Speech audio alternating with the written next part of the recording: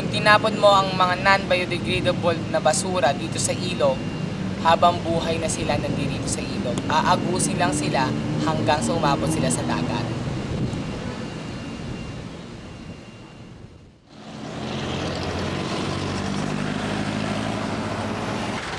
Isa sa pangunahing ikinabubuhay ng mga Pilipino ay masagana nating yamang tubig. Subalit sa maruming ilog na ito, itinuturing itong kayamanan ng ilan nating kababayan.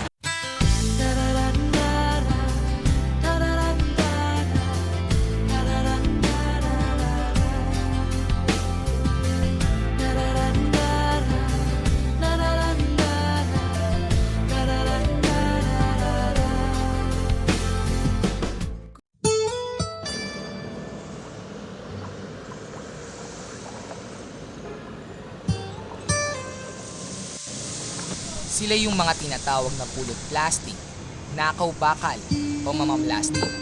Pero mas kilala sila bilang mga seaman sa ilog.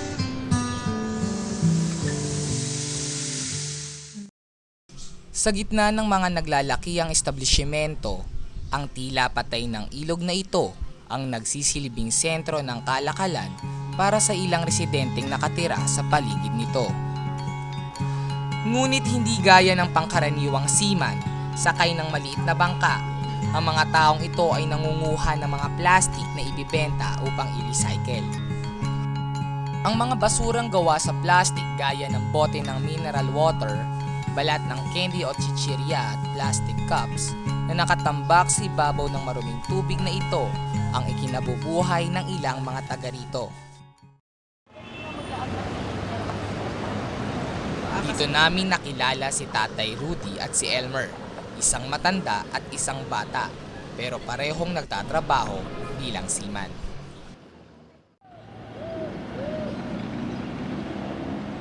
'72 pa lamang ay namamlastik na si Tatay Rudy. 34 na taon na siyang kapitan ng maliit niyang bangka. Sabi nga nila, veterano na siya sa ganitong trabaho. Paano po kayo napunta sa pangkuha ng mga plastic sa ilog? Ano nag-asawa na ako? 1972. Siyempre, pag wala kang trabaho, eh, marami naman namamlastik sa ilog. Anong gagawin ko dito sa taas eh? Wala ka ng pagkakakitaan. Si Elmer naman medyo baguhan pa. Magdadalawang taon pa lamang siya sa pamamlastik. Ilan taon ka nagsimula ng plastic ka? 8 years old. Ilan taon ka na ba ngayon? 10 years old ka na. Kanino ka natuto? Etapa pa. Bakit tinutulungan mo si tatay mamulot ng basura sa ilog? Para po magkapera. Magkapera.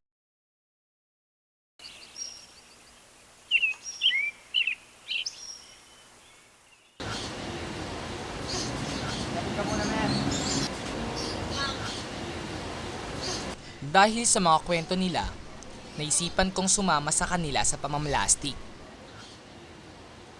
Ito, nandito tayo ngayon sa ilalim ng tulay na nagdudugtong nga sa Manila pati sa Mandaluyong. Dito kung makikita natin, naiipon yung samot-saring basura na nanggaling pa sa San Juan, inaagos dito. Kaya usually dito nila nakukuha yung mga bote, mga plastic na maaaring ibenta nga.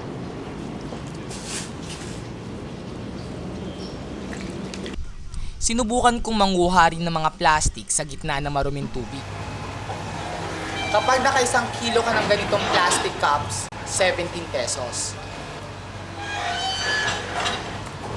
Yung mga ganitong bote ng mga alak, ito yung mga ganito yung mga kinukuha nila. Inibenta nila ito mga ito. At napatunayan kong hindi pala madali ang ginagawa nila. Kailangan nilang kalkalin ang mga tumpok ng basura para humiwalay ang mga plastic. At wala man lamang silang proteksyon sa kamay habang ginagawa nila ito.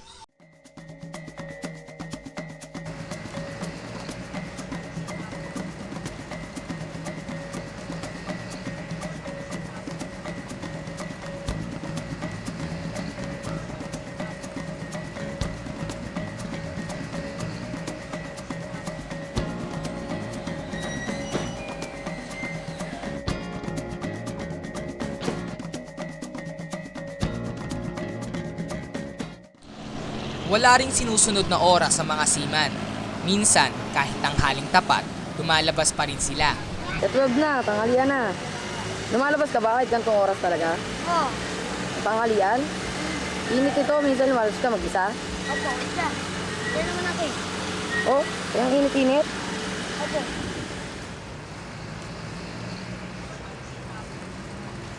Kahit mataas na ang araw, tuloy pa rin ang mga seaman sa pagkuha ng mga plastic, bote at mga lata. Gaya na lang noong tibagin ng mga taga-MMDA ang pulupulong basura sa ilog. Sa likuran ko, ito ang flood control project ng MMDA. Tinatawag nila tong Bako.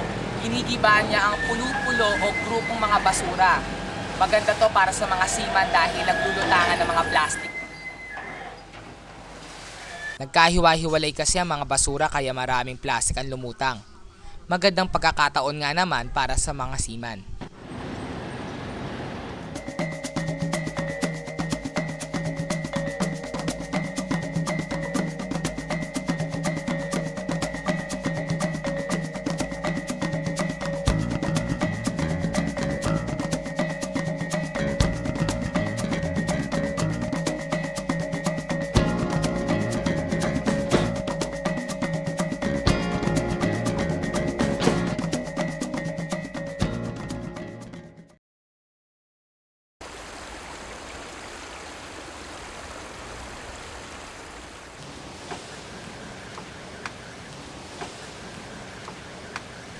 Matapos ang isang nakapapagod na araw, iaayos na nila ang mga nakuhang plastic ayon sa klase nito.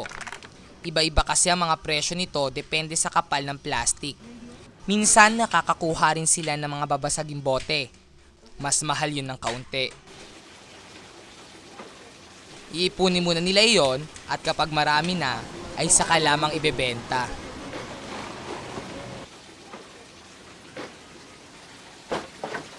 Bukod sa mga naibibenta basura, ay may iba pa silang nakukuha sa ilog.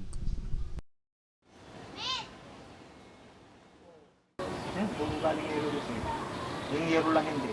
Pero mga tao puro sa ilog yan, pati pa ako. Ako. Tanso.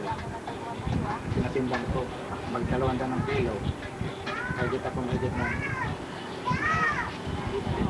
50 kilos ata yun.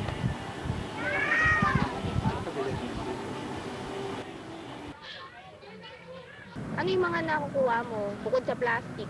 Baso. Plato. Mangko. Ginagamit niyo din yun? Opo. Ano pa? Laruan. Laruan.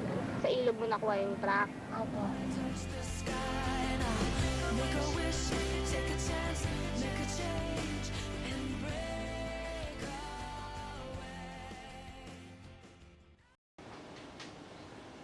Sa ilang taong pananatili nila sa ilog, nawala na ang takot nila dito. Di nila alintana mga panganib. Hindi ka natatakot? Baka malulog ba?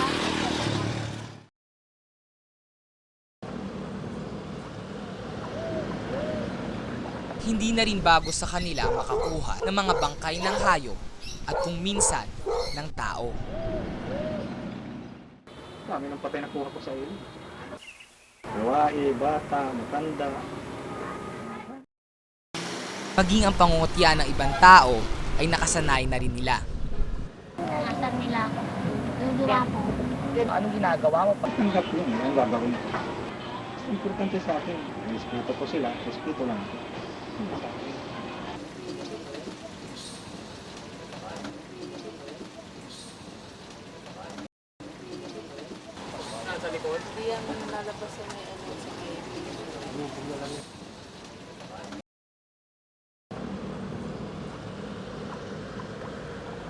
Kasabay ng bawat pagsagwan ng mga seaman ay ang pagkabuo ng isang matibay na ugnayan sa pagitan nila at ng ilog.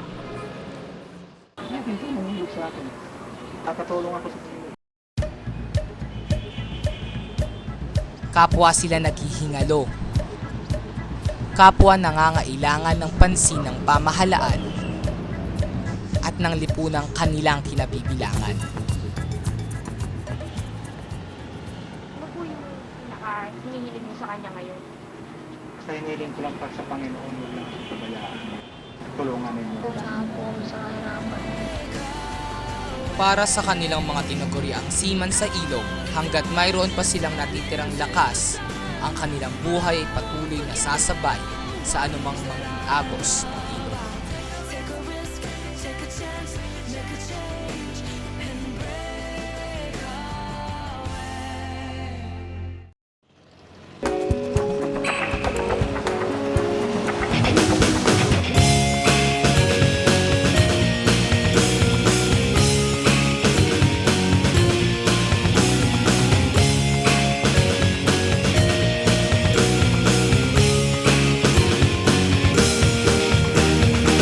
Hirap umawit mag-isa,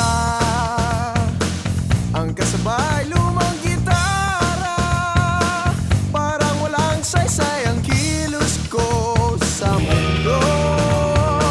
Pero ang kinabukasan mo, tungkulin ba ng ibang tao?